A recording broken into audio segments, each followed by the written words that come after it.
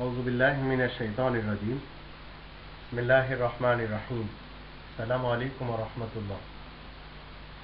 এক শ্রেণীর লোকেরা যাদের কাছে কোরআনের জ্ঞান নেই, ফিকা এমন একটি শব্দ যার বাংলা ভাষায় আমরা জ্ঞান বলি। কোরআনের ফিকা যাদের কাছে নেই, তো যাদের কাছে কোরআনের ফিকা নেই, কোরআনের ফিকার জ্ঞান যাদের কাছে নেই, তারা সব সময় চেষ্টা করে আল্লাহ তাআলার এই কালামুল্লাহকে বদল দেওয়ার জন্য। তারা শত শত হাজার হাজার লক্ষ লক্ষ গ্রন্থ রচনা করেছে।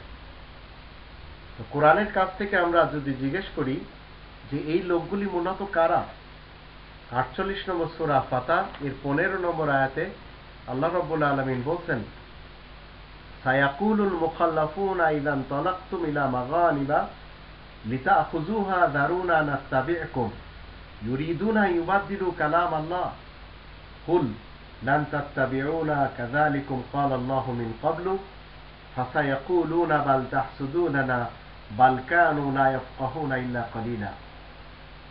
যারা পিছনে পড়ে থাকে তারা শীঘ্রই বলবে, যখন তোমরা লাভের জিনিসপত্র নেওয়ার জন্য যাবে, আমাদেরকেও তোমরা অনুমতি দাও যেন আমরা তোমাদের সাথে যেতে পারি। তারা চায় যাতে আল্লাহ তাআলার কালাম পাল্টে দেওয়া হোক। ইউরিদুনা ইউবাদদিলু কালাম আল্লাহ। কুল, তুমি বলে দাও, না, তোমরা আমাদের সাথে যেতে পারবে না, এ কথা আল্লাহ আগেই তো বলে দিয়েছেন। তখন ওরা কিন্তু বলে, বরং তোমরাই তো আমাদের সাথে হিংসা করে যাচ্ছ।